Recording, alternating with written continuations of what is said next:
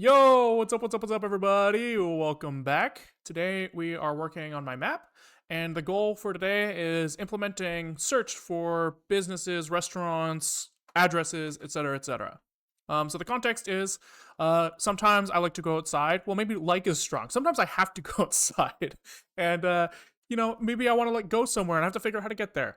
And so I'll like go and I'll open Google Maps and I'll type in like how to go to bar, please, sir, and it will tell me a bus route to get there. And I don't like the bus routes that it gives me. It like thinks that transfers are on time. It thinks that I'm willing to schedule my time around the bus. That's not what I want to do. I want to like leave at whenever I feel like and find the best bus route for that specific thing, right? I think that I value like consistency, right? I value like I can walk 4 blocks, and so like Google Maps will tell me to like take a transfer that I think is completely unnecessary. It won't pick the fastest route. It will pick one with like less walking. And while we're, so I want to do something better. And while we're here, we can implement all sorts of other stuff. Like we could say, like, I don't feel like walking uphill today, or like I don't want to walk through Gastown in the middle of the night because it's a little sketchy, or I prefer walking like through the forest today because it's like a nice little scenic route. Right? There's all sorts of stuff that we can do if we are in control of our own path planning algorithm. And so this is the current state. Here's Vancouver. We can like do like some sort of like basic path planning. The yellow line's kind of hard to see. I should fix that. But for now, it is what it is. We can do things like we can say, I am a human, so I'm going to walk on the sidewalk, and we can like see like, oh, there's all the sidewalks and they're colored black. Let's maybe color them purple or something. And then we can say like the sidewalk cost is, less than the road cost. And so if we look at this, we should see that we are only walking on sidewalks, right? Like here we can see yellow line here, white line here. Yellow line means on sidewalk. Wow, congrats, go us. We can do things like we can say, if we go from here, maybe that's a bad example. If we go from like here to like here, the path planner by default might choose to do some like pretty heavy zigzagging, and we can say like, hey, I would prefer if you walked us straight. So let's try this again, right? So we can kind of like say like we want some momentum, and now it goes like straight down, straight to the right. Again, apologize for the yellow; it's hard to see. Anyways, so this is like kind of state. We've also like done some sort of like transit hookup. It's not necessarily the best, but it works to some extent. Right here, we can see that we have walked over to this bus stop, and we have taken this bus over here instead of trying to walk in the straightest direction. So there's something there. We're getting there. And today, since I want to take a break from all of this bus route stuff, I want to work on a search bar. So I'm thinking we put in the top left corner here a little search bar. We type in the name of a business that we want to go to, like bar. We type in bar. Well, we won't type in bar. We'll type in the specific name of a bar because I don't want to like categorize all these things. Maybe we can actually. It'd be interesting if we had categories. We'll see how that looks. And then, hopefully it will like maybe put all of those things on the map, and we can like click them and say, this is where I want to go to today. That's the plan. And if we get through that, then we can also look at addresses as well. So I went on Vancouver's open data portal, and I found this business licenses data set. And here it just looks like it has like every business. So if we like just go down here and we just try to like look at like what one of these looks like, we can see that this is art, hair, and nails. Let's see if we can find like, can we look for like a Wendy's? Like, do they have like restaurant? Yeah, I think there's a Wendy's. Is this the one on Canby? There should be one on like Canby and Broadway. Yeah. So here we see, business trade name Wendy's, and he has a specific location. And so we can just download this data, slap it into our thing, and then we should have every business in Vancouver, which is pretty cool. And so yeah, I don't really know what that's going to look like, but we'll see. I'm kind of thinking that I'm trying to keep my actual code for this kind of like Vancouver agnostic, right? We are doing all of our testing on Vancouver, so there's going to be some sort of tie there, maybe just by mistake. But overall, we're trying to make it so that the data that comes in is like in a common data format. So we'll like do some pre-processing of this data. We don't want to use like the open data format directly. We'll pre-process this into some sort of format that we want. Then we will like, add the search widget, mark the items, and then jump to the selected item. And then if we get through all of that, I found another data set that shows us all of the addresses in the city.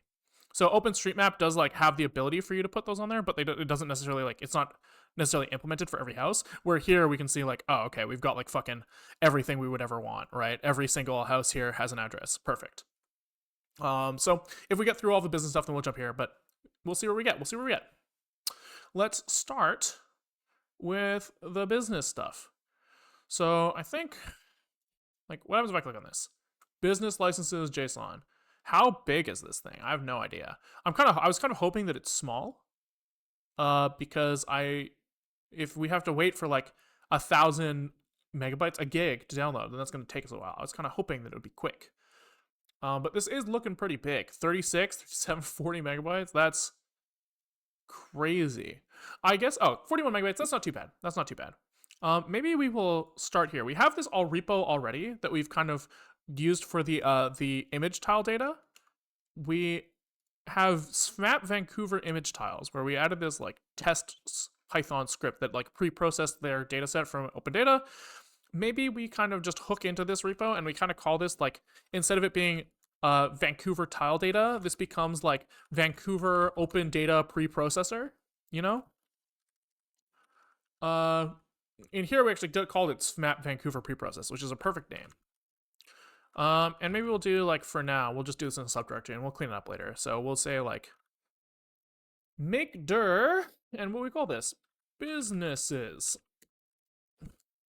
And maybe we will copy the test script to like pre-process businesses py. And we'll see what kind of has to get done. I guess we want to be in the right environment here. So let's do we have a shell.nix in here? We do. Let's just kind of open that. Who knows if it's reasonable or what we want, but it's got Python in here. It's got Py, right? So we're starting somewhere. Okay. Businesses.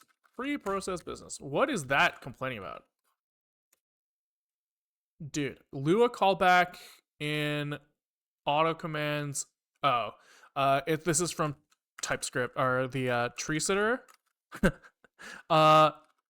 So tree sitter ts install Python. So tree sitter like has like these like C modules, and you compile them and it links them against like your system libraries, and then on NixOS, like system libraries don't have a stable location, and so like it links against like some version of library, and if I ever update NixOS, then it gets mad. So I think that I just have to recompile it, and I think that fixes it. Nice. No more big red blob of crap. We love to see it. Okay, so here let's start by like, I guess our our pattern in the previous version was to curl everything, so that's fine. Let's kind of just curl this thing. Sure. Do we need lang en and time zone? Probably not. And we'll curl this to we'll call this like dataset path is equal to dataset JSON. And we'll do like if not path dataset path exists, we run this thing to get it. Sure. And I don't think we're gonna do anything the same, so I don't really know why I copied this existing thing to begin with, but that's fine. He's mad. No URL specified. Why? Because I didn't put the path in here. That's a really good point. Data set path. All right. Let's try it again. Okay, so he's going to try to download the whole thing again, and that's going to be a pain in the ass. So we are going to just rm dataset JSON and copy this to dataset JSON. And there we go. Nothing happens. But we can maybe try to load this thing. So what, like with open dataset path as f, JSON load from f dataset. Can we like print dataset? What are we looking at? What are we working with here? What are we working with? That's a lot of stuff. Is it an array? Yes. So it looks like we have just a bunch of elements with year. This might be relevant. Maybe not. I don't know. Business type. So this is a category, I guess. We have where it is in terms of like its address, I guess. Right? We have unit, house, street, city, blah, blah, blah. We don't really care about most of this. We care really mostly about these, the latitude and longitude. I guess we probably care about its category. That's probably going to be useful information to us. And we also care about its name. I think it's maybe, I don't know if it's which one of these names we want. Can we like maybe print like 10 of them? How do you do a slice in this language? Like this? And can we actually just print like trade name? I think this is probably the one we want. So like for data item in dataset, print item like this. I think this is the one we want.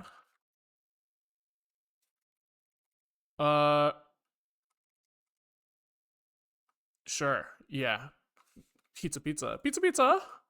Yeah, these look like business names. Mr. Sushi Main Street. It's interesting that a lot of these are none. I wonder what like what was the other version in there? Oh my god, this is gonna kill my Vim. Fuck. Oh, it's fine. It's fine. We survived. We survived. It was the business name. So I think one of those is like a name for the city. One of them because one of them is like their name or something. You probably want to do an if because some businesses have people as their names. An if. I don't know what you mean. But an if statement, that seems reasonable. I agree. Maybe. I don't know. Edit. So I wanted to see. It was the other one was business name. Oh, if one is not, I'll probably check the other. Yeah, that seems likely, but I don't know if like it's possible that if it doesn't have like of the other name that we don't care about it at all. That was kind of more my thought.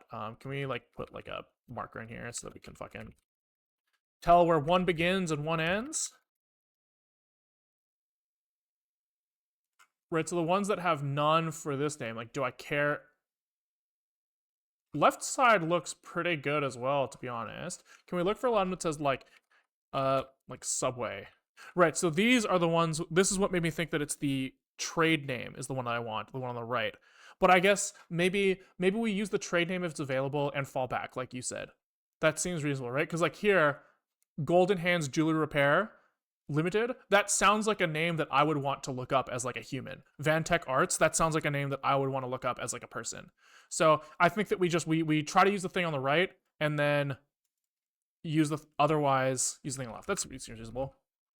Seems reasonable. Where the fuck did my window go? That was weird. My whole terminal window disappeared. I don't know what the fuck just happened, but I guess we have to go back. I'm also in some shell right now that I don't want to be in. I think it depends on the business type to determine the name it uses. Oh, interesting. Interesting. Could be. Are you saying you think that based off of any previous information or just based off of what you're seeing right now? Like the license versus Inc? Seems possible. Seems possible. I'm saying because I own a company. Ah, okay. So you do have a bunch of extra information that I should be leveraging. That makes sense. Okay. So I guess we'll do. I guess that also means like I assume that you're not from Canada would be my guess. I don't actually know. Just judging by your accent, I think that you're not from Canada. So no, you're in the US? Yeah, okay. So I guess that means that it's just similar there, which is interesting. Okay, so we'll just kind of say that for each item, we're going to look at the business trade name and what was the other thing? We wanted like its coordinates. Can we like print item, continue? Or I don't want to continue. I want to fucking quit. Break. I only just want to print the first one. So it was geo.2d. Geo.2d,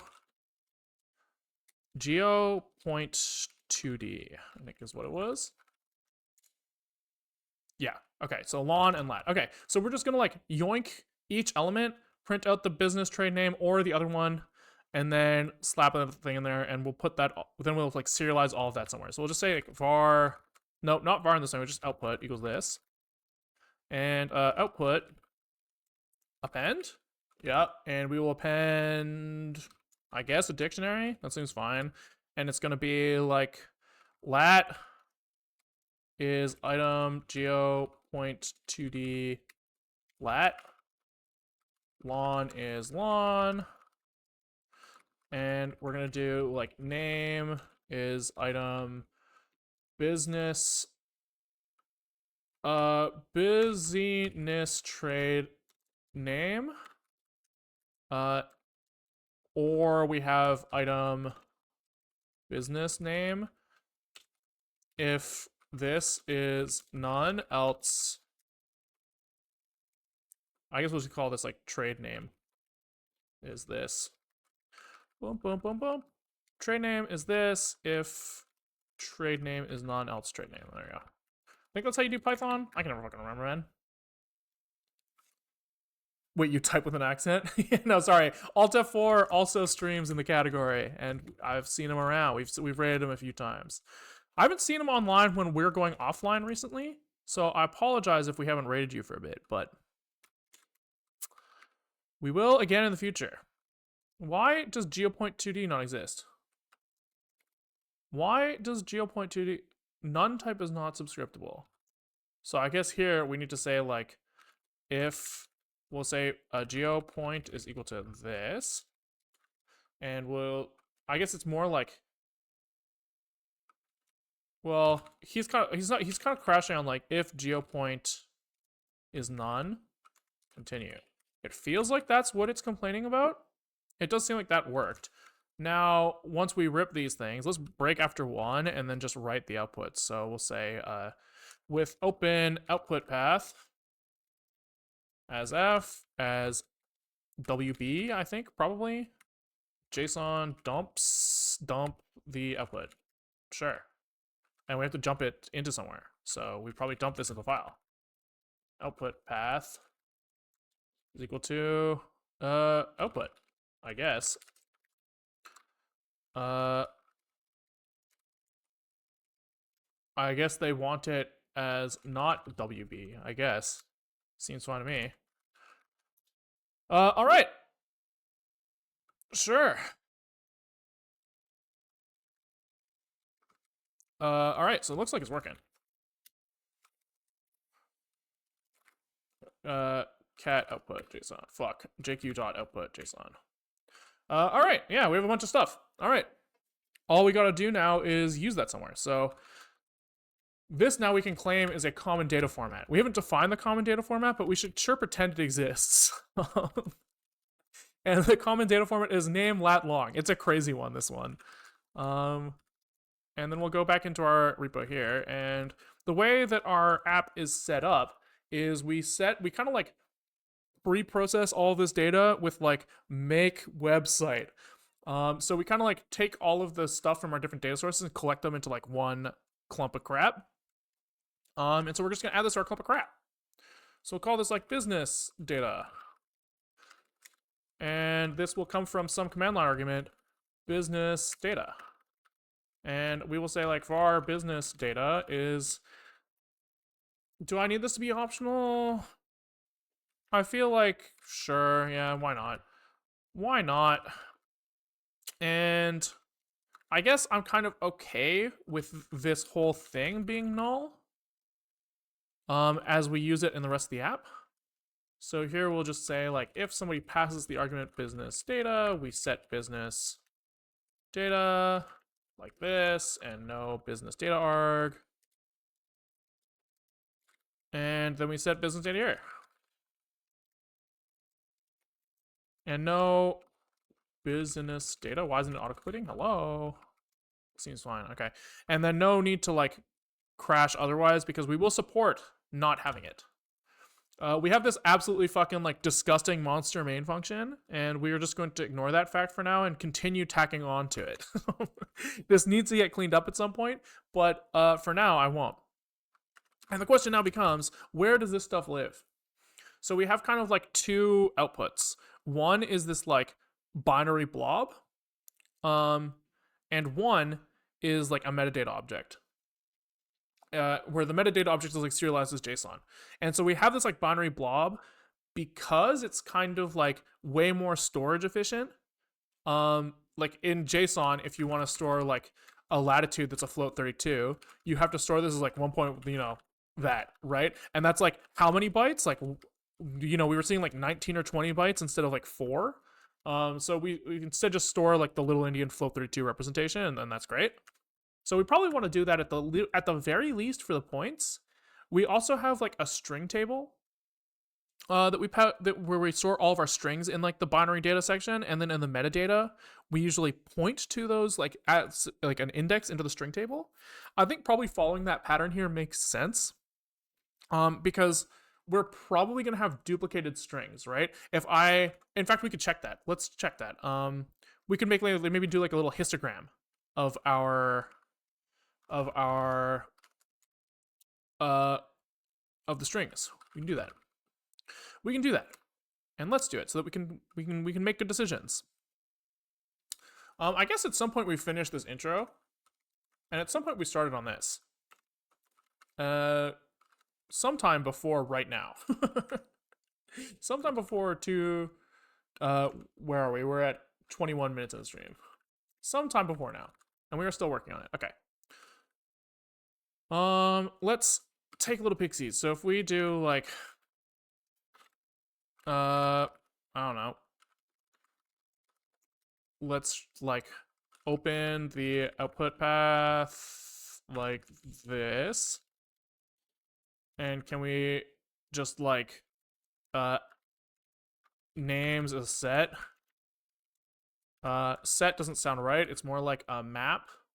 And I guess in this language, your maps just look like this. And then we'll say like, for item in dataset, we have names at item name. How do you like get or put in this language? Like, I think it's like if this not in names, we call this like item name, I guess. Item name is item name. Like this. If item name not in names, names item name is equal to 0, and then here we say like names item name plus equals 1. Dict get key default. Oh, that sounds familiar. I think there's also like, I've seen like default dict as well, if I remember correctly. And then we kind of want these like sorted by number of occurrences, maybe. So we want to like, can we just like stick these into like a list? How do you like Python dict to tuple list? It's like something you can do. I just don't know. It's been a second. It's been a second. They just do this. That makes sense. I've definitely seen that before. So namesl is names, and then we do like sorted.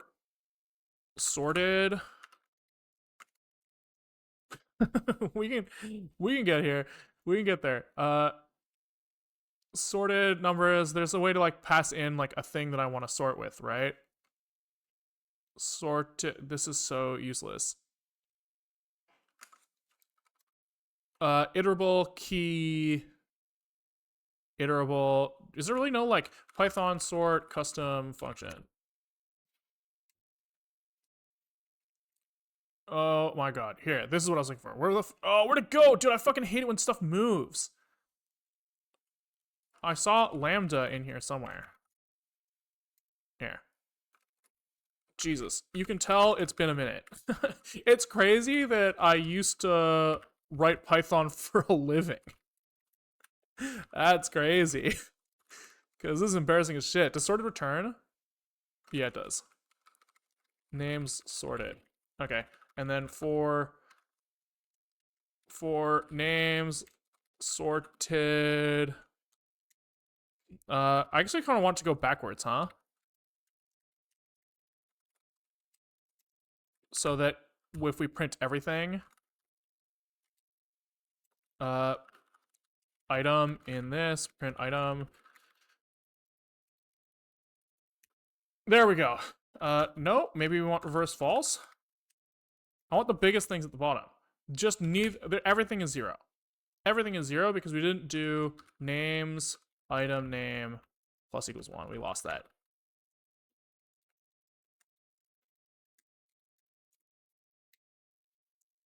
One? False. I was sure that we would see duplicates. Oh, here we go. Here we go. So we do see some things that have a lot. A lot of these are okay. Royal Bank having 50, that makes sense. Subway having 42, that makes sense. I don't know what the fuck this is. Collections counter even has the most common. I probably should have just used that, but I've never been one for. There's only 19 7-Elevens. Okay, but this kind of lines up. So this is what I was trying to say was that there are lots of duplicate keys, and so if we shove these into a string table, then it means that we have to send less data over the wire. So I think that it makes sense for us to kind of just say like, we want to open. So we have like, maybe at the very least we will stop propagating the shit, and we can at least split out a function for this stuff. So it's gonna be like, process businesses or something. I don't remember what we called it. And I don't know what's gonna happen here yet. But surely we have like business. And he has like a name. What else does he have? He has a latitude and a longitude. Wow. And we are going to like std JSON parse. I guess we have to like open a file. We must have done this somewhere. Here. We'll just do this. So we need to get in where we're coming from. So businesses data. What do we call it in R? So we should match the names. We should match the names. It was business data. Business data. So we will open that file. And we need an allocator to do our reading. Reasonable. Allocator. And we will parse this into a bunch of business data. Business. All right. All right, all right, all right. And this is called business file, business data, business data. There we go. So this is the path. To avoid name collision. And cool. Then I guess we do something with each of these. So these have to get pushed into our string tables. So where does that string table come from? This is a thing that we have a name for. So we can just kind of say that this guy, wherever the fuck he was, takes in a string table. st string table. And all right. So we're going to go over each of these. And here we're going to push the name.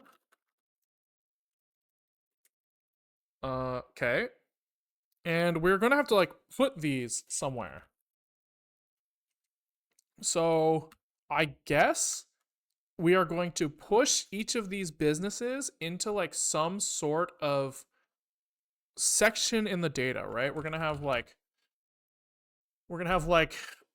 bus stops and like OSM stuff, OSM nodes, and like streets, right? Like streets. And then eventually one of these things is going to be restaurants or like businesses. Businesses. And these are just going to be a sequence of lat, lawn, or lawn lat probably. lawn, lat, lawn, lat.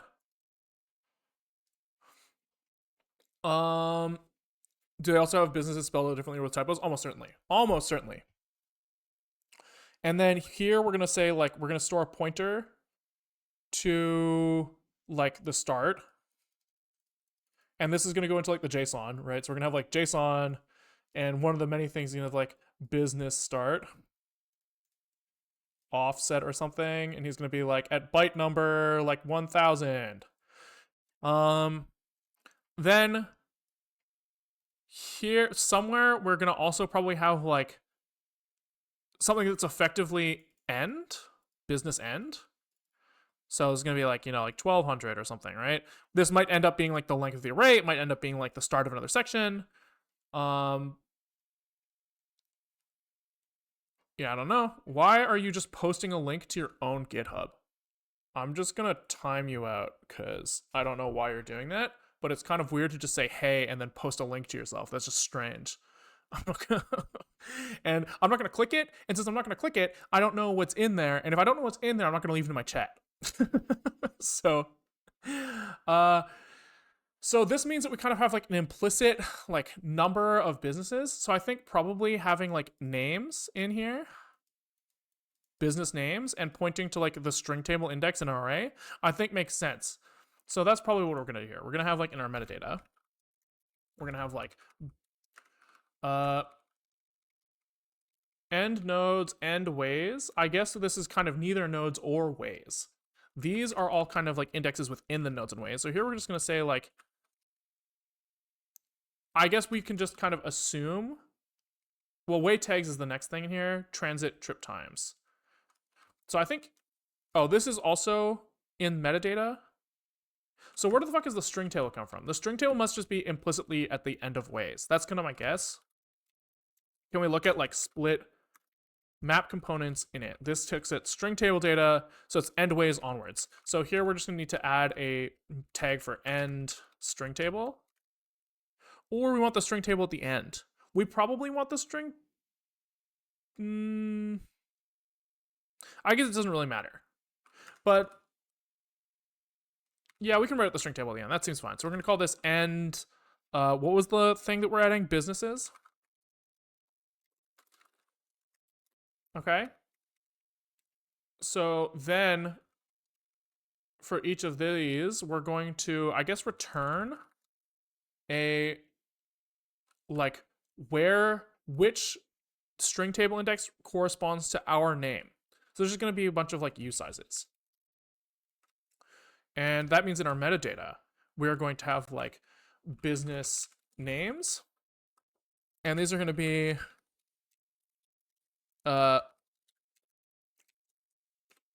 like index into string table for business ID. Okay. That makes sense to me so far. So far. And so what are we going to, like here, I guess we return like a business info. And he's going to have like points, right? As well as names. That feels right to me. So this is going to be like string table index. And then surely we're going to have to deinitialize this thing. Surely. Like this and this. So we're going to have to take in like a business info and self dot here. Here we're going to return our business info. Okay, all looking good. And so here we have to like allocate the thing. So I guess we're going to do like an array list because I don't know if do we know how many business we have? We do. We know how many we have. So we can just say like alloc business data value len. And this is going to be I guess times 2 for points.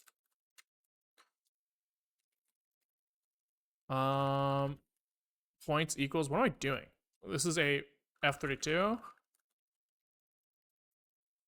And then if we error out, we have to free this.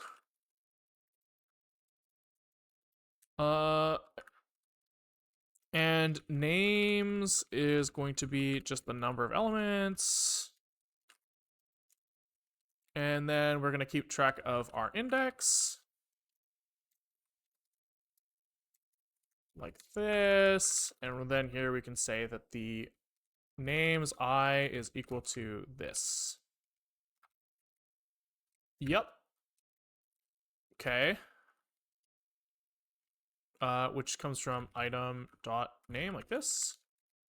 And then points I times 2 is equal to item dot lawn is probably the order that we've been pushing everything else in.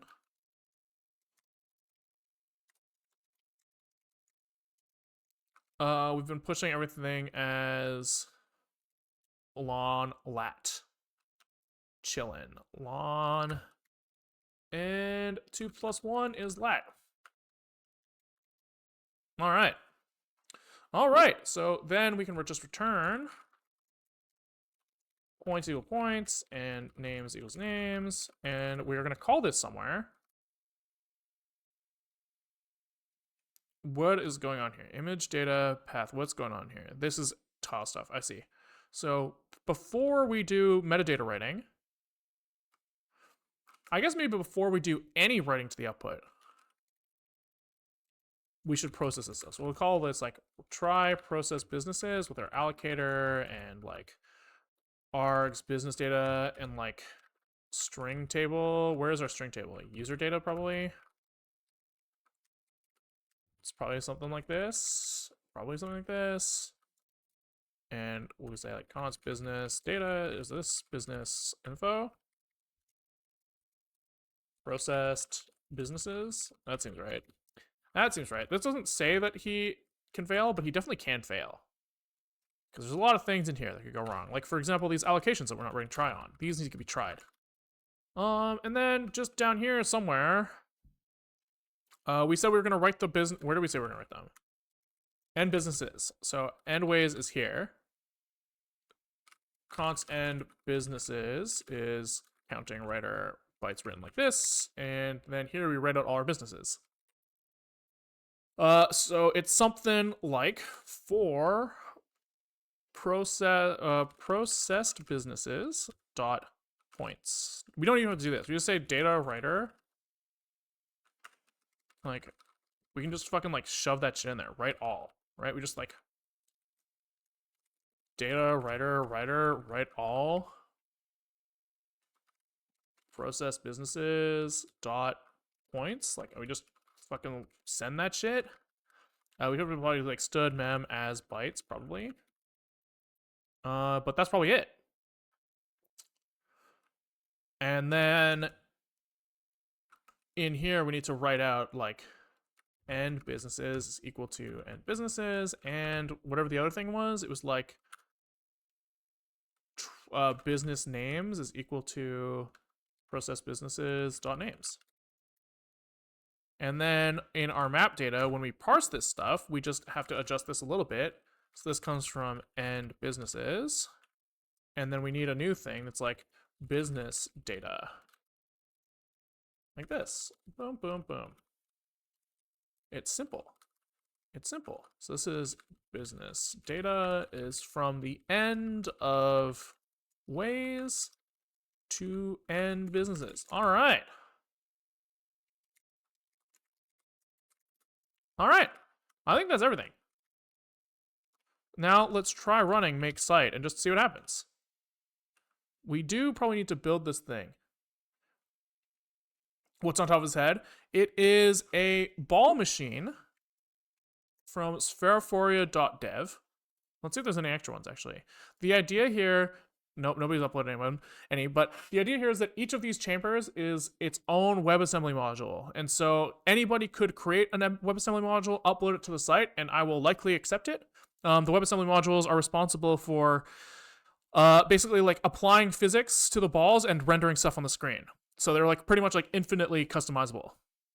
If you want to try, it is available. If you go to spheriphoria.dev, upload, there's a little bit of like a how-to. And they're pretty cool, pretty fun stuff. Okay. Oh, fuck.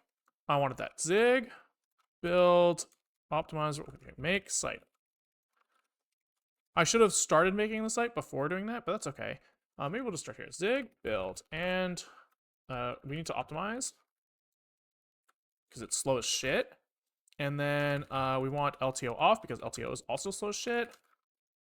And we want to, like, what was it? It was business data is from the SMAP Vancouver preprocess. Business output. All right, let's see what happens. Let's see what happens.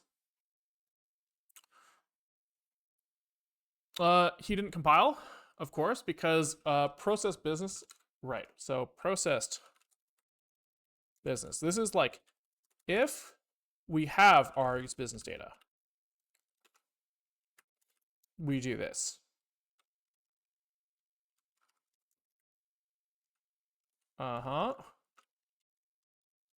So here we pass P, and then we have like else.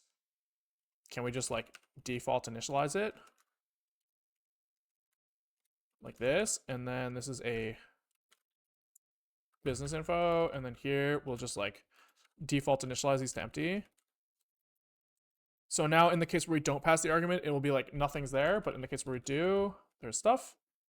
He's mad because points times 2 item lawn expected type F32 found. Oh, because names I said was F32, like a fucking dumbass. This should be a usize probably. U32, I guess. And then this has to be tried, I guess. And really, I think that this should return U32s, but it's fine. It's fine. It's fine. Okay, so hopefully this builds, and if it builds, then hopefully it runs, and if it runs, then hopefully we have our businesses. IKEA ASMR ad ? I don't know what you're saying. Is like, did I say something that's a reference to an ad by mistake? ASMR ad from IKEA. Unexpected token. This is a very useless error message. Very useless. But we can assume that it's coming from this. Right? We can probably assume that. So let's look at can we look at 0 here and just kind of from up one. So name lawn lat. Name lawn lat. Does it have to be in the same order? I assume it doesn't. And I'm kind of surprised that this is failing. Can we look at like, is the first element in this array? It should be, because we made this. We made it, and it was an array. So, can we do this? Can we like, instead of trying here, can we like panic or something so we get like a GDB in here? Maybe we just go like this. Maybe we just yoink. Maybe we put process businesses earlier so that it happens if when we fail, we fail for this earlier. And then we breakpoint here. So we zig build, do this again, put one with GDB, and then give him a sec to think. Oh, you just got an ad. I see. Okay, so if I hit next here, he gets mad, which makes sense. Oh, and it tells us where it came from. I forgot. Which is great for us.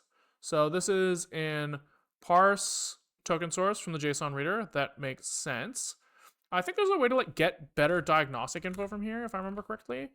There's a way for us to like ask the JSON reader to like set some diagnostics. Let's see.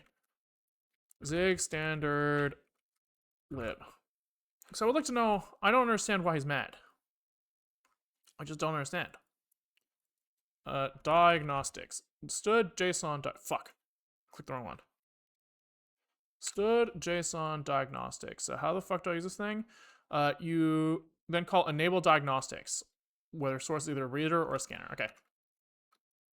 So we can say like diagnostics is a std JSON diagnostics. JSON reader set enable diagnostics on diagnostics. And does this get like default initialized like this? Is that allowed? Looks like it is, which is chillin'. And then here we say like catch, and then we rethrow. But before that, we stood log error, and we look at like diagnostic something. Like what is on this?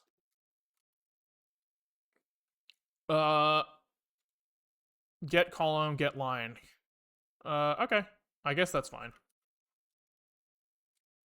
Diagnostics, get column,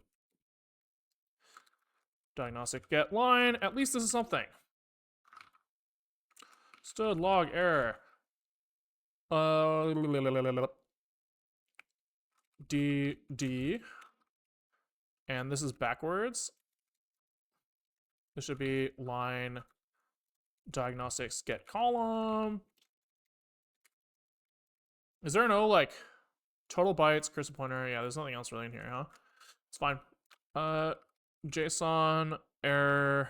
I guess we'll say like this at this location, and then we'll put in the like error name e like this. And then we don't even need GDB really. He should give us what we want. At line 1, column 43,000. Okay, fuck off. Like,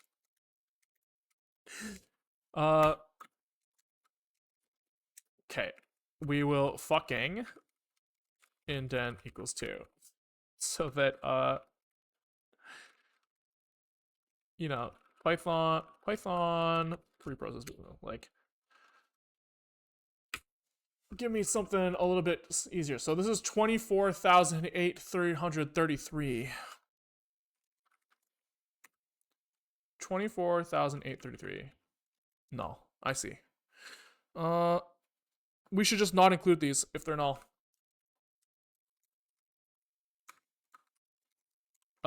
So here we'll say trade name is equal to this again. And then if trade name is equal to is none, continue.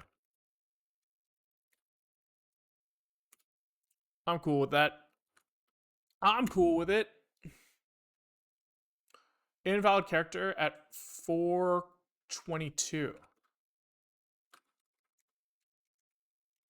Why? Oh, what the fuck? Why are all of these like that? I must have done something stupid. Has Zig been stale for you? I mean, I haven't had any problems, but I mean, I'm much more willing to put up with problems than other people may be, so.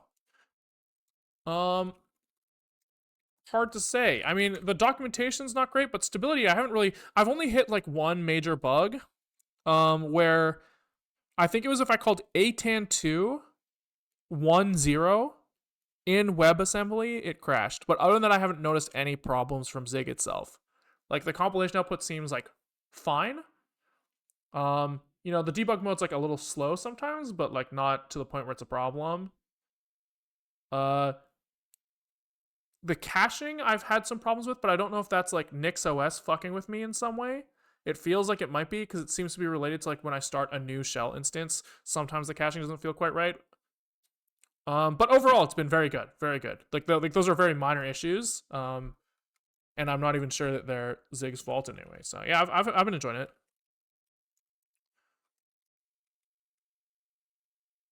What's he mad about now? Did I not run it again? I probably didn't run it again. No, he's still. Why is he in braces there? What did I fuck up? Trade name equals item business name if trade name is done, else trade name.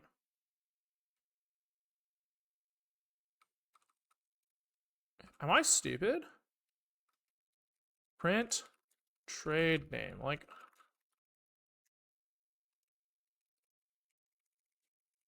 it does seem to think it's in a tuple. Oh, because I put a fucking comma at the end of the line by mistake. Dude, fuck this language, man. That's crazy that your data type just changes if you accidentally write a comma. Fuck this.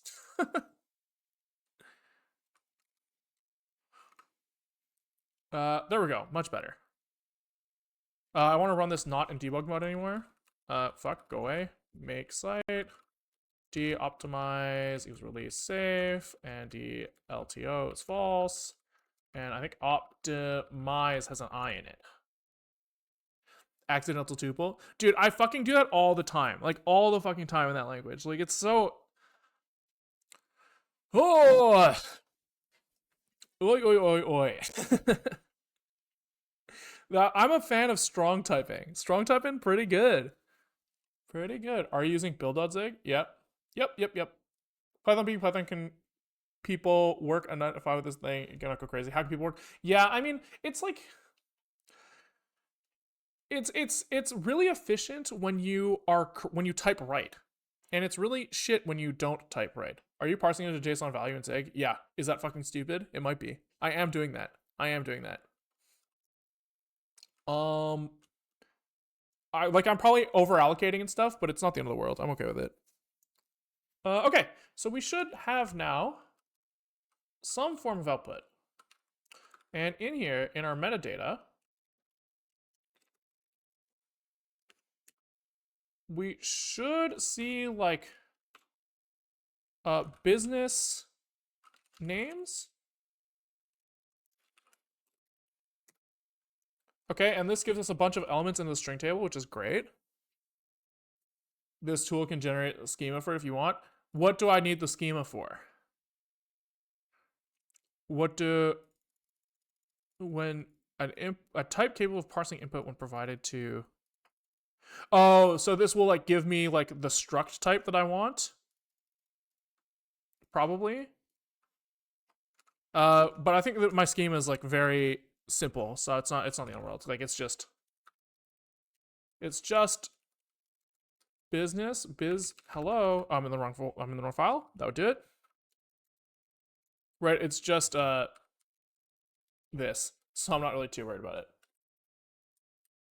Oh, instead of JSON.value. I see. No, yeah, got it. I usually just do this because it's easier. Okay.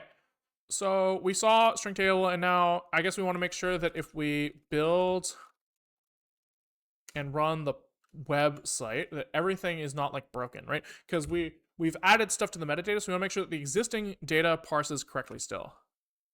Fuck. Probably running from the wrong folder. So hopefully we still see the map. That's what we're hoping. Hell yeah, everything's still parsed, so we're chilling. We are chilling. And so the next thing to do is to use that data in some way. So I think we can call this preprocessed business data done. And maybe we will just prove to ourselves very briefly that the data is there. So we can go into like app.zig, and we can look at like, maybe we will render each business position. Render each business position somewhere. So we can do something like, let's think here. Let's think. Function render. Do we have like, what happens with like split data? Does this go somewhere? I guess here we'll just say like, we'll just save it somewhere. We'll say like, what's it called? The business points. We're gonna call this like a bunch of float 32s, and then maybe even constant. Then here we will save that as like business points is equal to split data business data. Okay, and then we can on render just kind of slap those points somewhere, so we can say like for bound render points. We can only render by point IDs. Is there a way to render by just like array? Render chords is probably what we want. Render chords. And we want to render our self business points as GL points. And maybe we'll color them in some particular way. Maybe we'll make them green. And we should probably also set the point size to like 10 or something. And so we should see a bunch of green points show up at every business that we have. Who knows if it'll work, but we might. It might. I don't see jack shit, which is not good. Not good. This does compile, which is kind of surprising. Can we maybe like std log debug points, business points is like this, and can we like look at self business points land? Like what the fuck is what am I missing? What am I missing? Seems like this should work.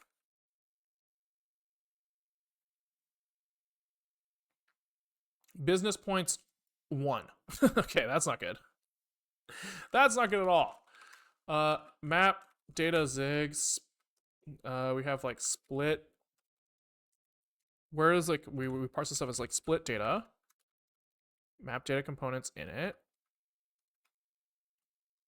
This goes from end ways to end businesses, which makes me think that end businesses is not correctly working, which makes it seem like the string table would be fucked up, but the string table seems to be working fine, right? If we look here, this is highway primary, and that looks like that is a highway primary. Like here, we should go and you see like highway service. Nice, okay, so that seems fine. String table's working fine.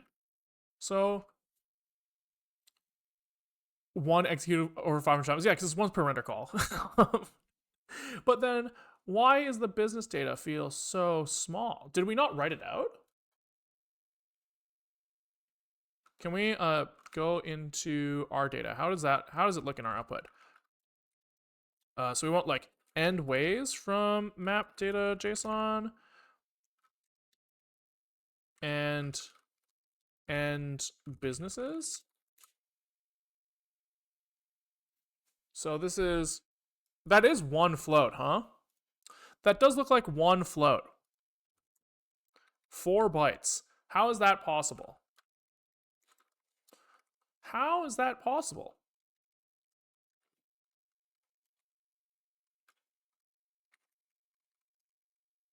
Given a pointer to single item, I'm shocked that this compiles, to be honest.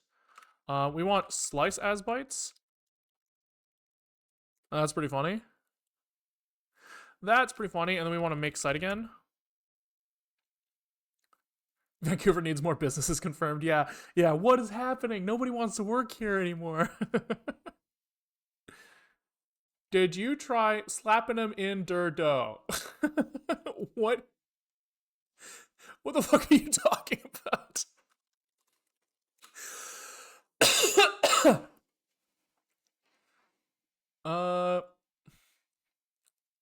I do appreciate two-step, by the way, the link to the schema generator. It does seem like a useful tool. Just thinking back on me, like opening your tool and be like, nope, but it does seem useful. Just in case it came off as me being like, fuck your shit. I don't want to use your thing. I'm gonna use my thing. Dude, I just fucking timed you out. Dude, I'm gonna fucking have to ban you because you just fucking call off your timeout and immediately plug your own GitHub again. What the fuck are you doing, man? What the fuck are you doing? Like, obviously I was gonna ban you.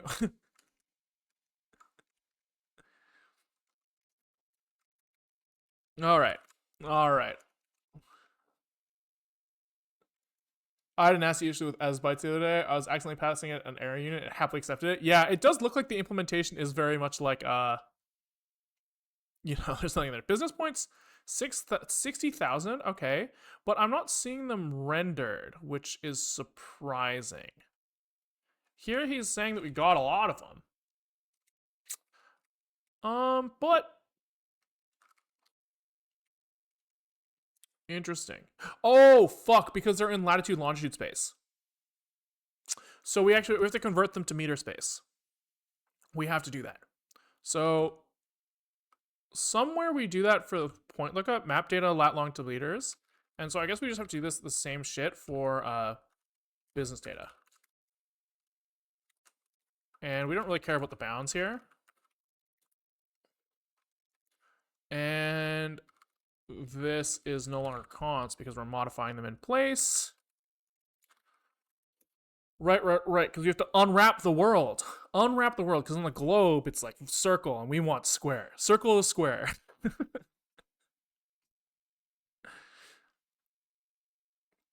There we go. So that does look like where businesses in Vancouver are. Right? Not a lot in residential areas, a lot down by Marine Drive, a lot along Kingsway, a lot downtown, a lot in Kitts, a lot along Broadway. It makes sense. It makes sense. So I don't think that we need to keep that render in. I was just kind of wanting that for a peace of mind thing.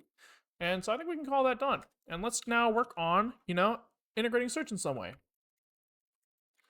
So, I guess we need to, what are we going to do? Let's think about this. We're going to go into like index HTML. And here we're going to add like a little search bar somewhere.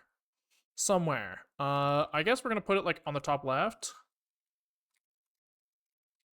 So we're going to call this like search.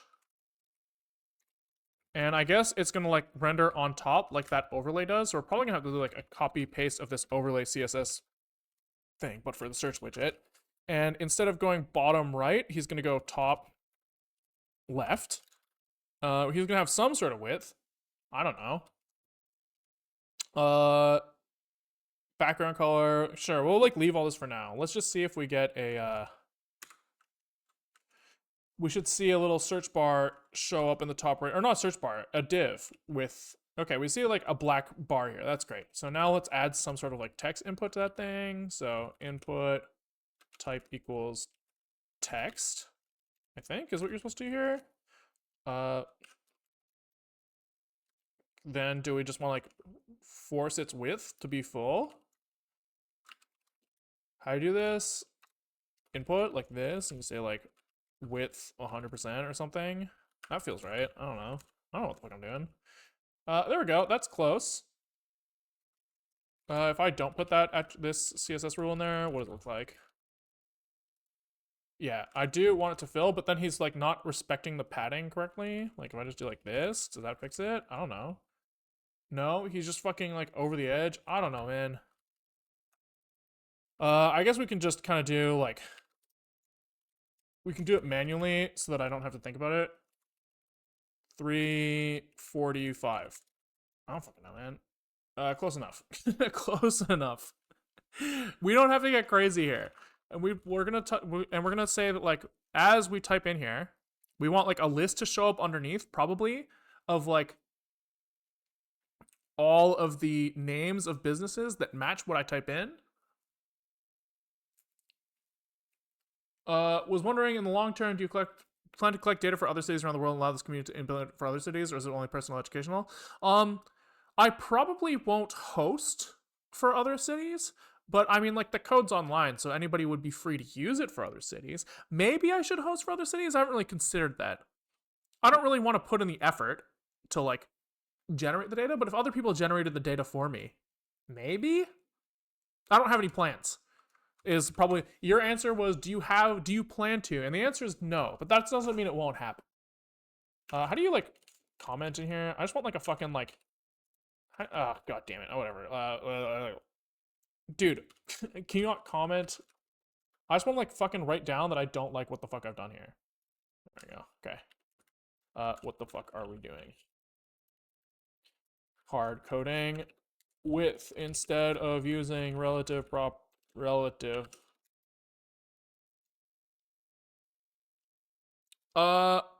Okay. So what was the next thing? It's we need to like hook this thing up. So I guess we're gonna say like there is an input called search, which I guess we want to make sure that this ID is not search. This should be like search overlay. And then this should be search overlay. And then we can call our input ID is equal to search. Then when this changes, we're going to say like update search. which means in like index zig, we need some function that's like update search. And what's interesting here is we can't just use this hookup input function because this is going to be like, he needs to take in like a name or like string as a bucket of bytes. But like we can't just pass a string from JavaScript to Zig like this. The string has to be in memory somewhere. You guys are all mad because I didn't close my comment. I don't really understand. Oh no, maybe you were just telling me how to do it earlier, and I just didn't look. Okay, so here we can't call this. We need to call something a little bit more advanced. We need to do something that's like, what this takes in a value, and he is going to do something like he's gonna call update search for sure. But before he does this, he has to like put the stuff in WebAssembly memory. Also, why is this angry? Oh, because this is a like this. Boom. And then so here it's not. We don't call this. We say I think that we can just shove this in the scratch buffer. So I think that in our index zig, we have a scratch buffer global chunk. So I think we can just shove this into global chunk. Global, what do we use this for right now? Global chunk is used for loading data from the server. So I guess this is a little sketchy because if we like happen to type something in while stuff was downloading, that'd be a problem. So here instead we're gonna say like pub export var search string is like this. And then here we're gonna say update search with the length of the string. And then we just have to copy the string in. So we need to do like new text encoder UTF-8. We do this like const enc is this enc.encode the value, and then we need to like copy that somewhere. What is like encode return? A uint8 array. So we want to do like, how do I copy a uint8 array? Again, it's like mod. It's like okay, var a is const a is a new uint8 array, and then we do like a copy. Is there no like uint8 array copy from other array?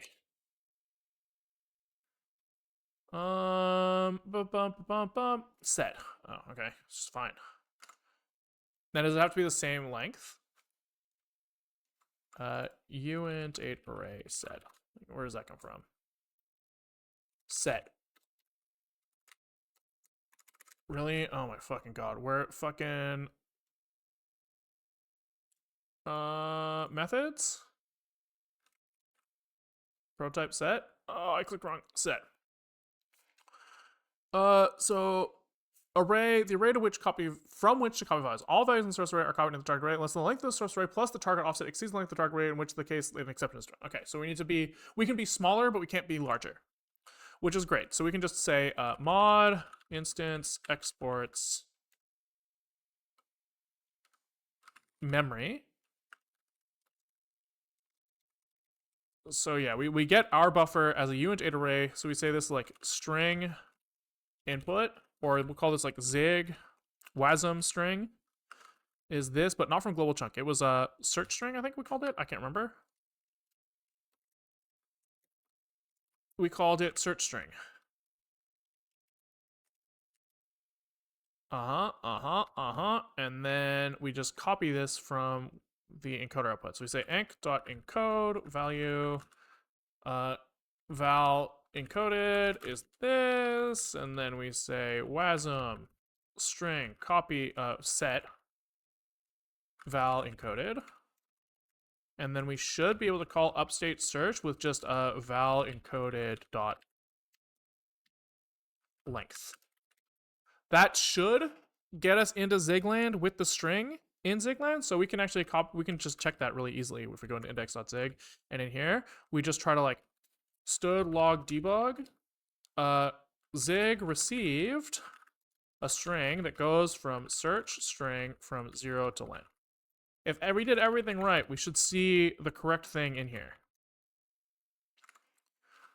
Likely we did not do the correct thing, but we can dream and hope, you know? So here I was just like, oh, hello world.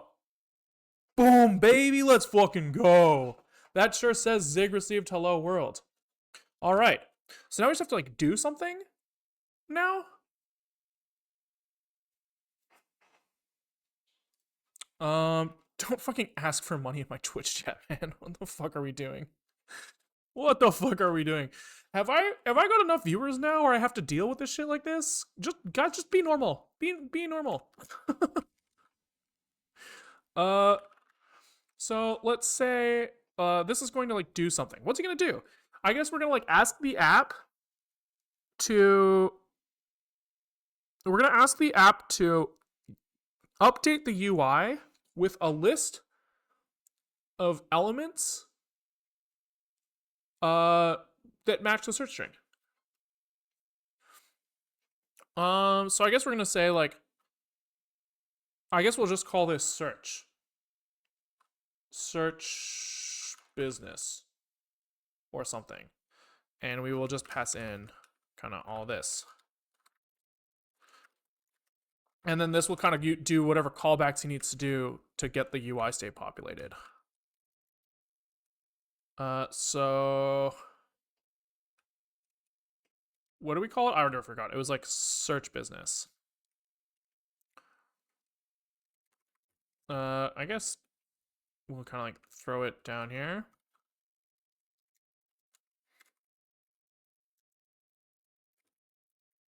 So the string is a const u8.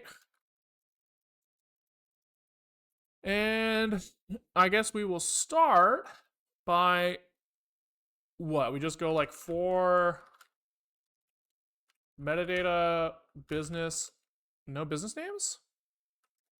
I thought we added business names here. We did. I guess the LSP just doesn't know. And then we'll say like stood mem contains at least. What is it contains? If the returns true if the haystack contains expected count or more needles. Index of pause, sure. That makes sense. What is the difference between index of pause and index of? What does this do? This returns me function index of, like, oh, there is no difference. Oh, I see. Index of pause is the start index. I see. So I guess we just use index of u8 given the name, if the name contains s. So if this is anything, we will say we will just log that this matches. Okay, we'll start here. Which means up here we'll say that we are maybe like searching this. Okay. And then what is he at? Expected type const u8. Right, because here we actually have to like look up the thing in the string table. So it's self string table get name. So we'll call this stidx, and then we'll say const name is equal to this. Does this return optional? No, he just assumes that we don't have invalid data, which is fine by me. And then here we're just going to say if s.len is equal to 0, return, because we don't want to just like log everything in the case where there's not, where we have one searched. Maybe we'll actually have like a minimum length, just so that we don't like start searching on nothing. Ah, fuck it. 0 is probably fine. It's probably fast enough. We'll see though. He's mad because at 220. Oh, he's mad because it's going to return a failure, but there's actually no errors here yet, so we'll just kind of do this and see what happens. We'll do this and see what happens. Okay.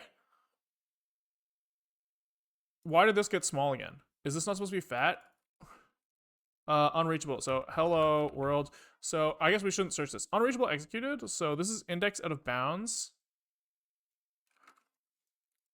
It would be actually nice. We should have just in our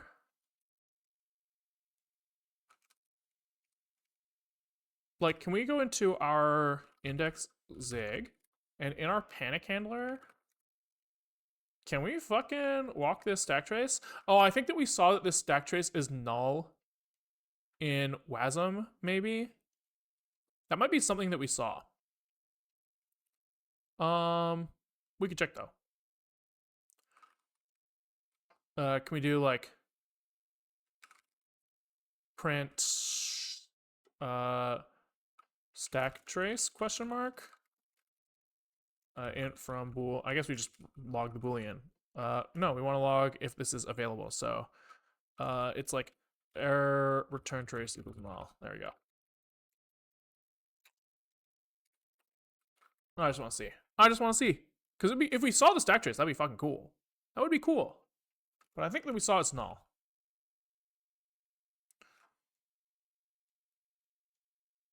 Stack trace. Oh no, he is there. We should just fucking use that stack trace. Why aren't we? Why aren't we? We're idiots. If error return trace.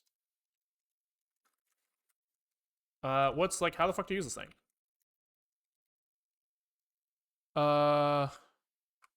Format. Just format to a writer. Okay. So we just need a writer, which we don't really have, but we can just make one. So we can make like a,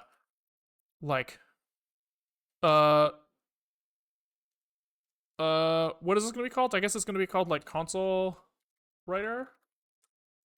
I don't really know what has to go into these things, but we can find out. Writer. Like, writer. Zig IO writer. So how do I implement this thing? Write function. So this is it. This is it. Right? That's it. Just writer. Boom. IO generic writer. Source. Writer equals. Yeah, generic writer. And then here. Fuck. This has. Oh, we just call this with these things. Okay, sure. Just make a fixed buffer stream. I don't think it works that way. I think that we need to call this print thing. I think. Because our write function ends up being log wasm. We need to call this external log wasm thing with a pointer and a length. Can I now? Which type of PC do you have? I guess I'll be generous because you are probably just someone who doesn't know a lot. But it doesn't really matter. Right? Like, I just have a desktop that I built like a long time ago. So I wouldn't really worry about it. I think anything works if you're just trying to be like, I want to start programming. Okay. So let's make. Oh. How do I like construct this thing? Is there no like create writer from functions? Any writer, I guess? No. How do I like fucking make this thing? I use Arch, by the way. Good answer. You can take a look at how some of the stood writers are created. That seems reasonable. IO. Like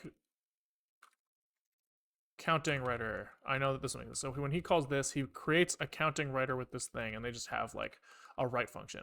Okay, so this is kind of where I was going. So it's just they just need. Oh, but then they return a writer out of this, which is an IO writer, which returns a function. Got it. I see. So it's like a double nested struct definition. I think we'll get there. I'm just gonna start by copy pasting this. We're gonna call this const. We're gonna take out the outer layer because there's no genericism here. we're gonna do const console writer is equal to this. We have no members to keep track of. Okay, and it's just write is log wasm with bytes dot pointer and bytes dot len. This takes in self, it takes in error. I guess that's fine. Our error, we actually can't return an error. So can we just say like error like this? Like this. Then we get the writer with the context of the writer. No IOs, this comes from stud. And then this should be fine. Unused function parameter. All right, let's do itself, okay. Which kind of means that like our context doesn't need to exist even. Right, this is kind of, this would almost be like void. I guess it's kind of effectively the same thing. There's something fucked up here. I guess we don't even, we can just kind of make like a void context and error like this. And then we can just call like write directly. So this is just like nothing takes in void, and this doesn't take in a thing by self. He's just like, hey, fucking send it, bitch. I've seen your YouTube videos. Curious how much preparation goes into the stream for. I try to avoid as much preparation as I can. There needs to be some, because like I need to like have a bit of like a guideline, like a bit of like a guide on where we're going. So I will do like some, like basically like making this to do is like about how much I try to, but we'll see. You know, it varies. It varies. But yeah, I mean, and I can't stop myself from thinking off stream, right? So I'll be like, I want to make sure, like, I want to feel comfortable that when I start a stream that like I have an idea of where I'm going, but I also need to trust to some extent that I will be able to solve problems as I go, right? Because I think, unfortunately, or fortunately, I don't know, depend. Like, there's kind of on. It is what it is. Part of the draw, I think, is watching the problem solving, and so if I do too much preparation, it becomes like disingenuous. So I try to keep it down, but I have to do like I can't stop myself from doing it. You think you have to keep the context instead of void? Really? I'm not convinced, and we're gonna find out. We're gonna find out because I'm not convinced. I guess we'll do this. So then here, I want to try calling with t format. Wait, how do I use this thing? So how does format work? What is my format here? If format length is not equal to 0, invalid format error. So they just need it to be 0. I don't know why.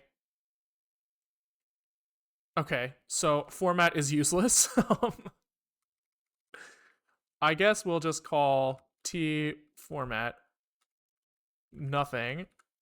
This goes default arguments, and then our writer is going to be a console writer, and we'll see just kind of how fucked up this is, because I think that this should be fine, but who knows. Try, and then here I guess we'll say else catch nothing. Expected type void found type, so this is like this.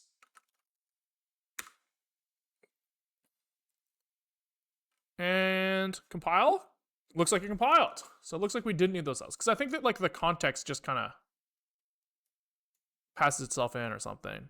Right, like you get to specify the type of the context. Now, we didn't actually end up with our stack trace, which I wanted, which is kind of weird. Kind of surprising. Can we say like, what if we try doing like var writer is console writer, and here we go, writer dot write all hello world.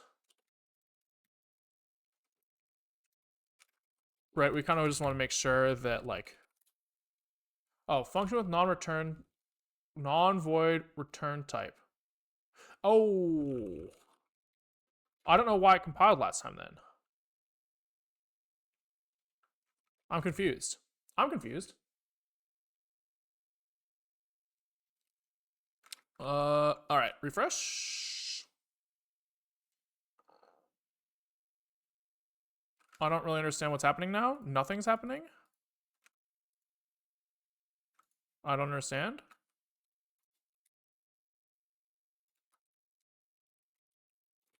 Top. We're just fucking railing CPU. Oh, there we go. So I do see this hello world, but then we're still not seeing the stack trace, but I thought we saw that there was a stack trace. I thought we did see that. Right, like, we can do, we said here, like, stack trace time, baby.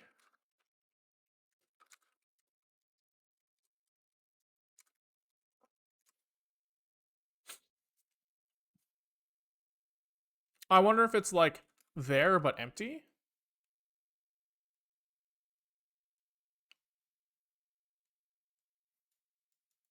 No, he's just not, I thought we, did we not see that there was a stack trace? Oh, fuck, it said true because it was equal null. Fuck. Oh, I just fucking tricked myself with a double negative. I just tricked myself. Fuck. Maybe wasn't supposed to. Yeah. Okay. Fuck me. All right. So waste of time. Uh, at some point we waste time on no stack trace, and we're back to the search widget stuff.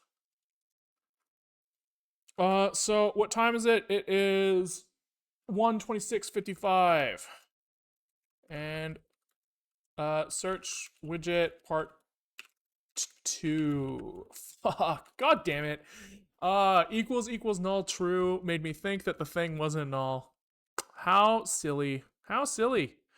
Okay, so now we gotta figure out who the fuck is crashing us. So it must be in appsig, somewhere in here. It's after we type searching hello world, and then we have a problem.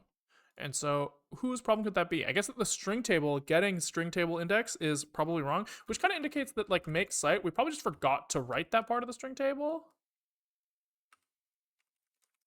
No, we definitely did like, we definitely pass it in. Here we did,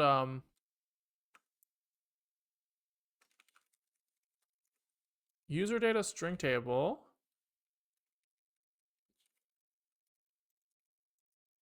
So who initializes this? Maybe we overwrote the string table by mistake. Here we create user data with a string table that's initialized here. We here use that string table. I see no problem. We do roll back the string table during the XML parser, and it's very possible that on the if we roll back the first time, then we might roll back to 0. And so our string table might just be missing all the strings. So I'd be curious to see if the behavior changes if I move this down here. I think it's very likely that that will work. Very likely that that will work. Although I would think that in that case, the string tables for the businesses would be like inbounds. But I guess if there's just like more business names than there are street names, that doesn't make sense. I'm not really convinced, but it's okay. We'll see. We'll try this, and if that doesn't work, then we'll try the next thing. You know? And you might say, why don't you debug in a better debug environment? And I'd be like, yeah, you're right. But shut the fuck up. You know? Because sometimes you just do the wrong thing, and it's fine. Relatable? Yeah, okay. So it does look like now this is working. So if I type in like subway, searching subway, so we probably need like case insensitive search, right? If we look search for subway like this, now we do see 9 matches of subway. maybe more. So it looks like it's working now. It looks like it's working. We will do case insensitive searching later. Right now, we will allow it to be case sensitive. Here's the Chrome C++ extension if you want to install it. Yeah, I do need to take a look at that, but I just don't. I just don't want to deal with it. I don't want to have to install Chrome and use Chrome all the time. You know, I want to use like the shitty browser. You know? But I appreciate the link. I appreciate the link. I think that you're right. I should use it.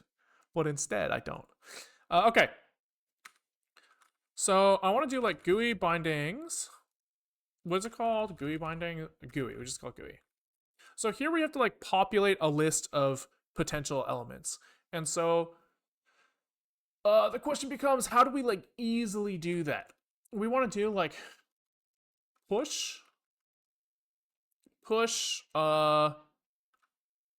like search result, right? Seems reasonable. And here we will push in a search result of the name and presumably like its business ID. That seems reasonable to me, which means that here we're gonna have like ID like this, and we just push the result of the business ID and the name. That seems reasonable. And then here, just before we do all that, we want to do like GUI reset search results. Okay. So then we need like our GUI bindings to have some sort of like pub extern function that was reset search results, and then another one that was push search results. And he's going to take an ID and a name, which we actually have taken in two parts. We have to take the pointer and the len.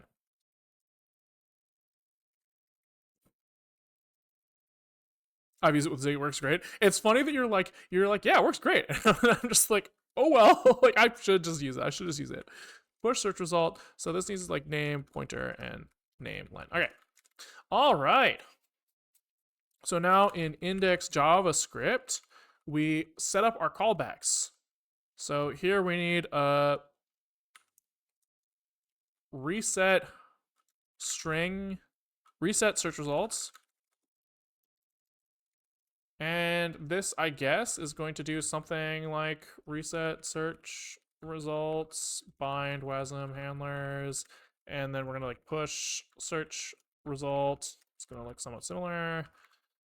Now we need like some functions that do something, so it's gonna look something like these monitored attribute ones, probably.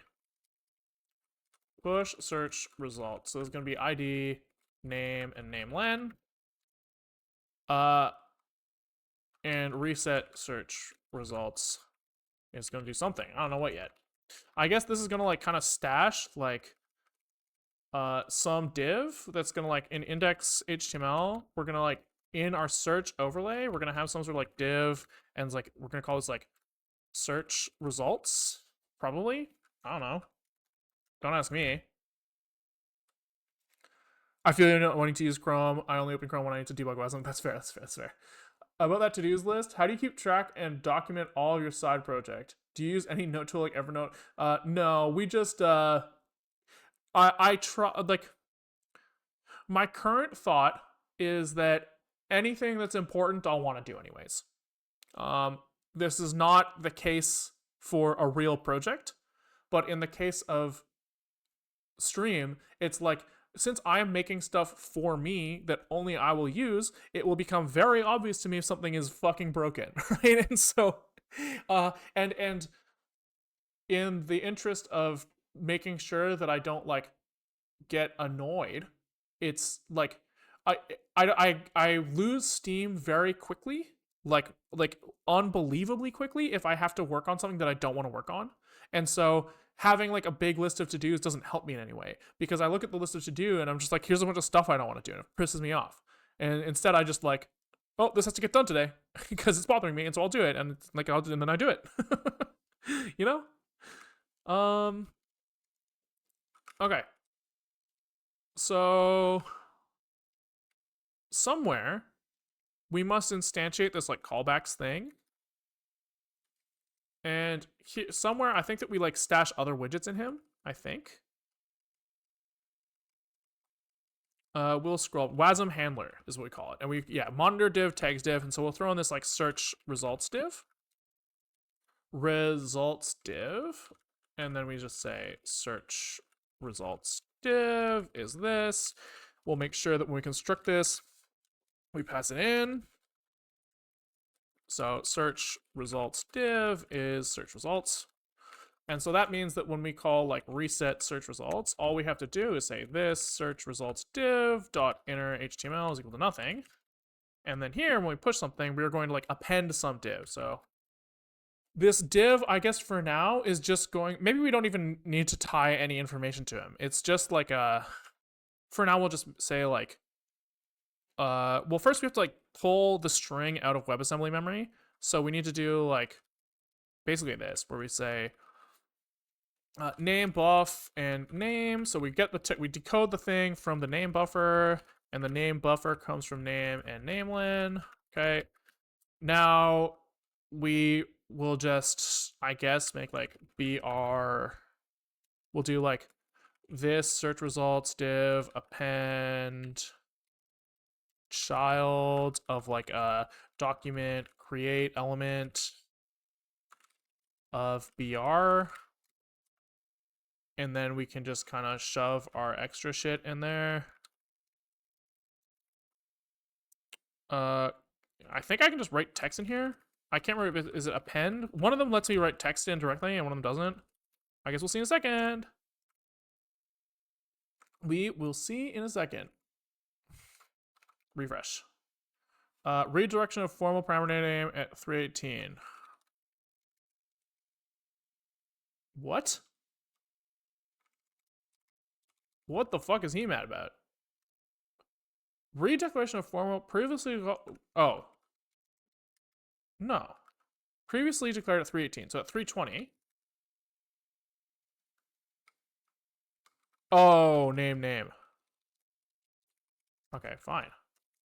Fine. If you're going to be like that, push search result is undefined. That's true. This is not results. This is a singular result, if you think about it.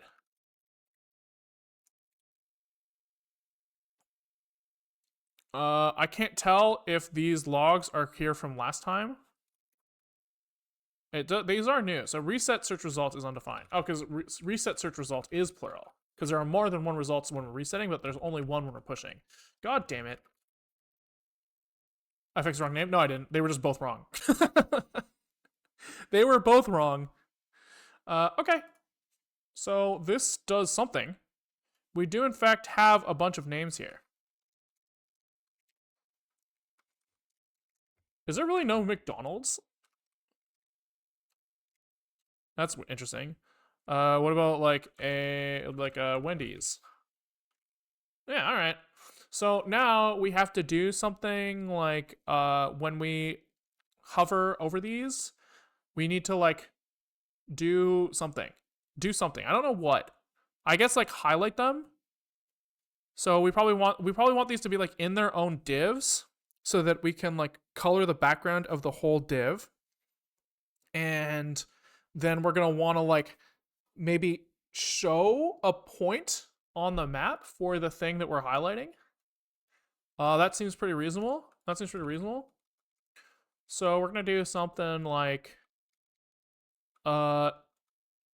instead of just slapping BRs in there, we're going to say like, you know, make a new div like this. Create element div. And div inner HTML is just going to be name. Like, that's fine. I guess there's real potential for cross-site like some sort of like HTML JavaScript injection here, right? Which is kind of funny. Like somebody could put in some HTML here and it would fuck shit up. But also, what data could they possibly get when this is a completely client-side app of nothing, right? So who fucking gives a shit? We could maybe like, you know, escape HTML. inner text, by the way. That does seem reasonable. So maybe then I can just put a little question mark on it. Because I don't really know what this does. I just know I have seen this before. I just can't remember what the rules are. So I'm still gonna put this fixing here, but it's probably not needed. I'm opening a restaurant called Script Alert Hello Script. Yeah. Perfect. Good. I'm sure that there's enough other broken shit that I wouldn't be the first one to encounter it. I'm sure that it wouldn't even make it to me because I'm confident that enough government software is fucking broken that it would never make it through. Okay. What am I trying to do here? I want to make it so that like div dot class list, we want to like add a like search result class here so that in CSS we can like maybe not actually. I think we just want to add like on hover. We want to change something. So maybe we want to like add we want to do something like div on. How do I like check if the mouse is on an element? Over element. I also don't know if I'm just remaking like a existing widget. Which is very possible. Very possible. But that's okay. On mouse leave, we probably want to do something as well. We probably want to do something like here we remove selected search, right? And then here we want to like add selected search. And then we want to go, I guess that's probably fine for now. It's like a good starting point. So here, can we like just give me some Wendy, please?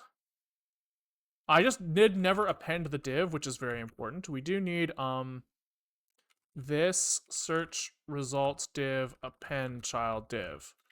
That's important.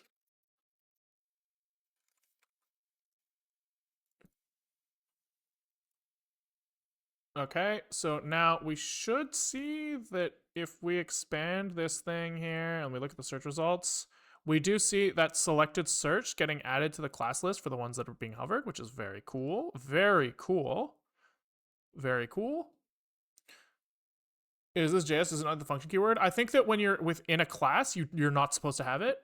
That's always been my understanding. Okay, so now we just, oh fuck, we don't even have to do, we don't have to close this here. We can go edit this in the style editor. Where we can say like, if we have search, what the fuck, hovered? What was it? I can't remember what the class was. Inspector. Selected search was what it was. Selected search. Can we just do like background color is like, I don't know, like blue? Like, that's not doing what I want. It's definitely making it fully like, it's doing something, right? We're seeing a black bar there, but I was expecting like, do we do like 0000FF or something? Like, is this what I'm supposed to do? That feels kind of nice. It's kind of an ugly ass color. Maybe bring the other ones up a little bit. Something like this. Now it's just gray, probably because I put too many threes. There we go. I don't know. Sure, fuck it. I don't care. Doesn't RGB is in range 0 to 55 and A is in 0 to 1? If that's true, that's insane. That's absurd. But I guess that's probably true. Okay, so now I need to make it so that, like, first of all, when I click on these, I don't want the text to be highlighted. Maybe I do. Maybe that's fine. Let's see. How do I want to do this? I probably want it so that, like, while I hover, it should show that ID on the map. Right? And then if I want to path plan to that, maybe I just like bring the cursor on top and hit this button, or I could add the button here. But I think that like usability is good enough if I just make it so that like I hover and it shows it. And maybe it shows them all. Maybe it should show all the ones in the list. And then like change the color of the highlighted one or something. I kind of like that. I kind of like that. So we'll do something that's like on hover. Here we're gonna do like this. We must have access to our like mod here. Yeah. So here we'll do set selected search. Set selected business. And this will just be ID. Yeah, that's interesting. Then here, where the fuck we were before. Business? Here we go. So here we're gonna do like set selected business is an ID usize void. And we just slap this shit in here. Set selected business by ID. Search business. We add a sibling function that's like, I guess we don't even have to make a function for this. It's kind of just like selected business is equal to probably some strong type. But I guess maybe not. Maybe it's just ID for now. We'll kind of see how it plays out. Then we re-render. And so now we need to like add this like selected business thing. So selected business is equal to, is like a nullable usize. I don't know. We'll see what makes sense in a second. It feels like it might be like a node ID or something, but I guess not, because it's not like in the node ID section. Well, I'll just throw fix me on here. Strong type, question mark. Does feel like it should be. Okay. So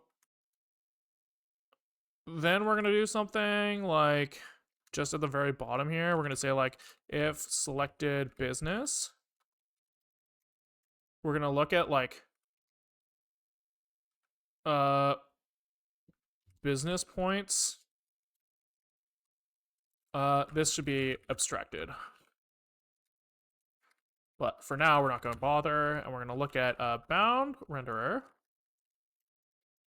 Render towards, and we are just going to pass in our business points from b times 2 to b times 2 b plus 1 times 2. So this is good because each of these points is like kind of stored in pairs. So I think this makes sense. And then, oh, this should be a render chord, sorry. And then we will render this as a GL points. And then we do all this stuff here that we were doing before.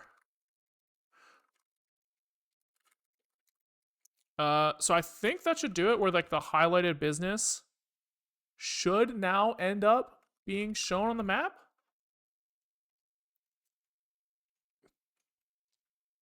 Okay, so we'll do something like this.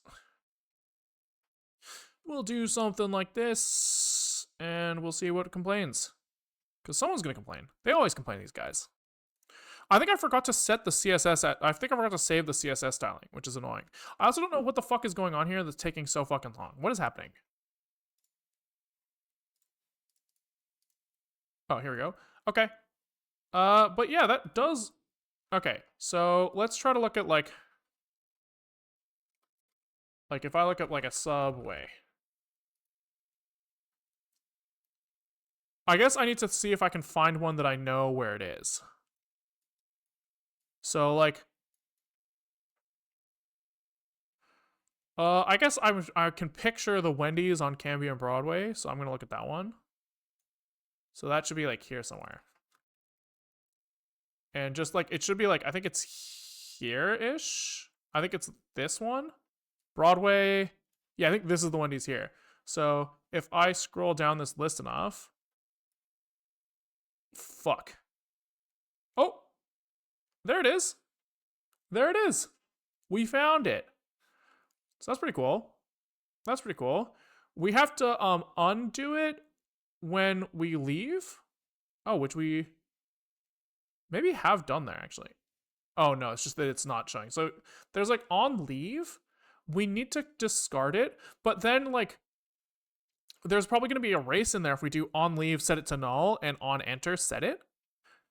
Right? I don't know if there's like a guarantee that my like leave event will trigger before the next enter. Like, is that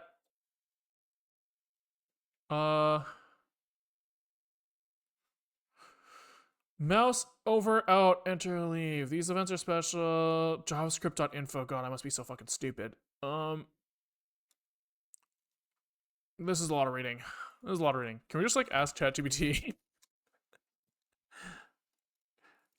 If I set callbacks on div on mouse enter and div on mouse leave, is the leave guaranteed to execute before the enter for an adjacent element?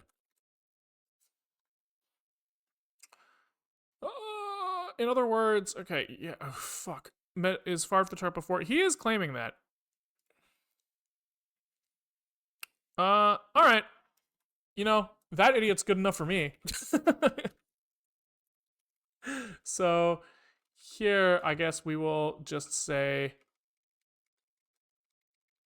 clear selected business.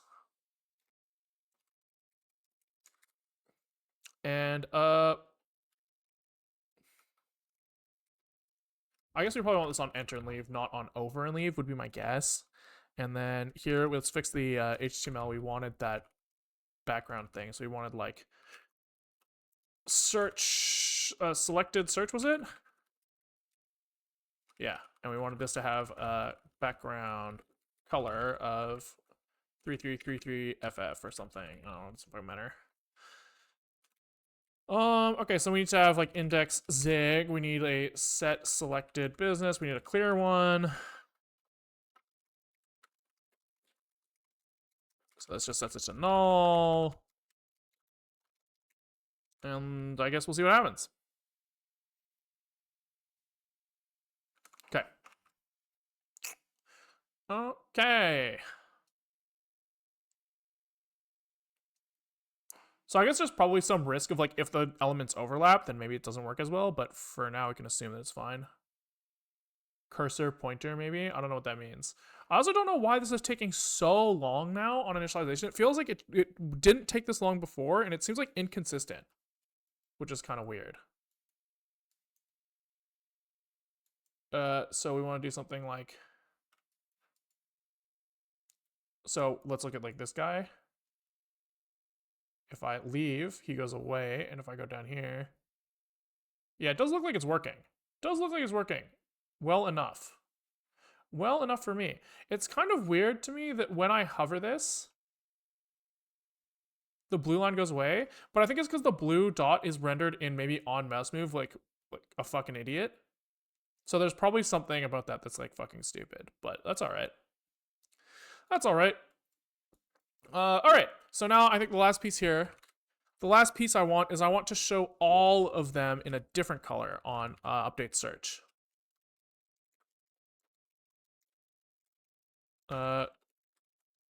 Search business, sorry. It makes your mouse into a hand on mouse over. Oh, I see. I think I don't want the hand. I don't think. Because it's not clickable. It might be clickable in the future, but it's not right now. So here, what do I want to do? I kind of want to like set all of the points as like things that we're rendering. So I think we need like some sort of like index buffer for this thing. So I think we want to do something like renderer. We probably want like pub function. I guess we kind of want it to be like here, pub function update. We want to like update business, update highlighted businesses. That feels like too specific for this. Like, what does he have? He has like vertex buffer, element buffers for the streets and stuff. I'm gonna leave this external. I don't really know. I don't really like it being raw in app either, but I like it being raw in app better than I like it being in the renderer. So here we'll like this business points thing.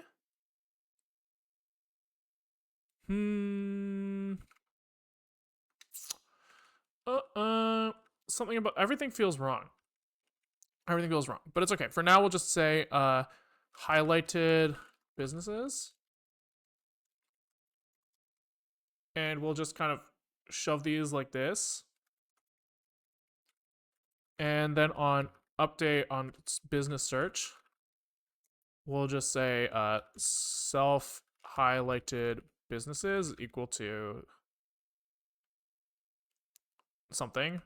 We're gonna like want to like swap this out. So we're gonna say like if self, we're gonna want to do like self alloc free highlighted businesses, and then we're gonna want to say this is like highlighted points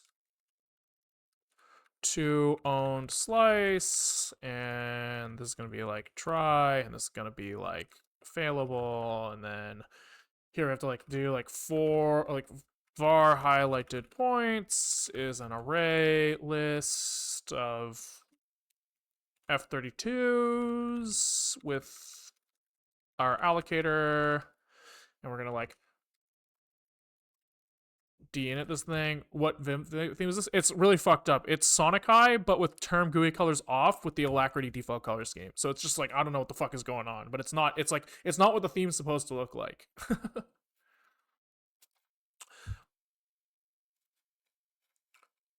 Hold on a second. He's gone. So I think there's a guy in my chat called it's Matt __, and now you're it's Chip __. Did you make a new account and switch accounts so that you could ask without feeling embarrassed? That'd be pretty fun if you were the same fucking guy. I'm not that guy. It just would be kind of funny if you were. If you had said got me, you would have actually got me to like, you could have twisted my perception of that other chatter, which is kind of funny. You could have just lied. Okay, so if we have this thing, then we want to say like highlighted points append. I guess we want to do the same thing where we have like self business points from business ID times 2 to business ID plus 1 times 2. And this is going to get appended to the highlighted points. And here we'll put a little fix me and abstract business point lookup. And I also like kind of want to say that like I'm not too happy with this. Like fix me, where should this live? Question mark. I'm not really sure about that yet. But this is fine for now. And then we just have to say like on render, we're gonna look at all of our highlighted points. We're gonna do like, I guess kind of like this. We're just gonna, I guess we'll set the point size here, and then maybe we'll put them all in like yellow or something. All of the ones that we don't want. And then the ones that we do want will be in green or something. I don't know. Doesn't really fucking matter. Doesn't really matter. Here we'll say catch E, and we will log failed to search, and we'll put this thing in here with an error name of E. All right. All right, all right, all right. So now what we should see when I search something, a lot of dots, and then one dot that's the color for the thing I'm highlighting.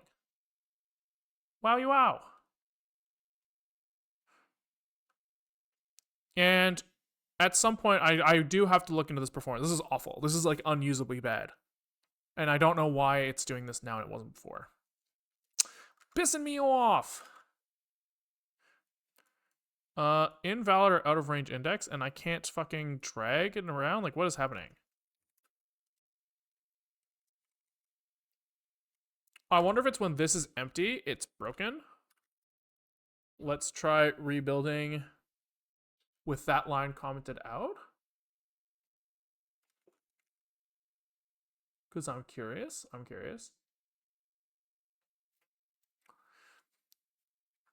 We might just have to guard it with if the length of that thing is non-zero.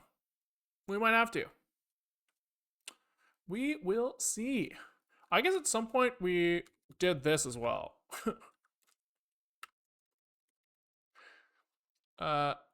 Yeah, okay. So I think that we just have to guard that thing with like if self halibus len is greater than 0. And then we do this. Seems fine to me.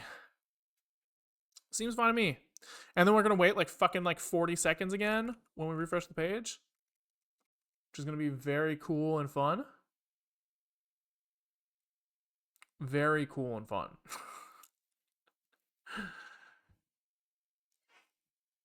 Give him a sec though. He's got to think. Who knows what he's thinking about? But he's thinking hard. This guy. He's a busy guy.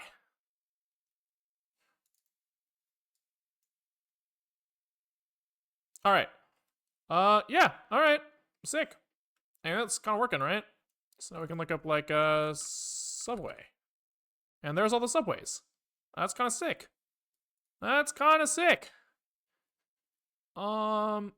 In reality, it's possible that this like hover and highlight's actually kind of useless, right?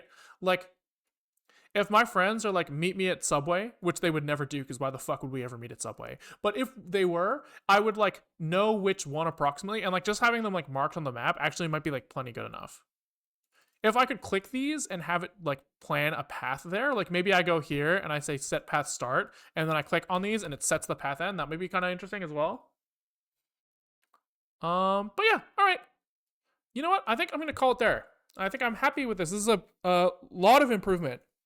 You know, so what do? We scrape the data from OpenStreetMap, not from OpenStreetMap, from Vancouver's Open Data Portal. We like processed it, we like injected it into our information. Now we're rendering them with this like nice little fun little search widget. And we have like a little highlighting. Wow. I think that's good progress for today. So thanks for watching, guys. I hope you liked what you saw. If you did, and you're new here, there is a YouTube link in the Twitch description where you can swing by, and we have all of our previous projects organized into playlists. So we're working on this map right now, but you know, there's a lot of other stuff, fun stuff in here if you want to check it out. QR code decoder, operating system, image to text neural network, zlib. You know, there's stuff in there if you want to check it out. There's a GitHub link in the Twitch description where code for this will end up under the FMAP repo. There's a Discord link if you want to get like updates about stuff when we're offline. You know, if you liked it, then you can always like, subscribe, and Twitch Prime. If you're depending on if you're on your YouTube or Twitch, I don't remember what else I usually plug. We stream most days at around 12:30 to 4 Pacific time. YouTube videos are coming up from 2 o'clock to 4. We call the other half like happy hour, and that's kind of like more focused on small features or cleanup or bug fixes that aren't really interesting enough to get their own stream. So if you want to check that out, they're archived on Patreon, but if you swing by on Twitch, you can catch them live. I think that's everything I try to plug usually. So, goodbye, YouTube and Twitch. Let's find someone to raid.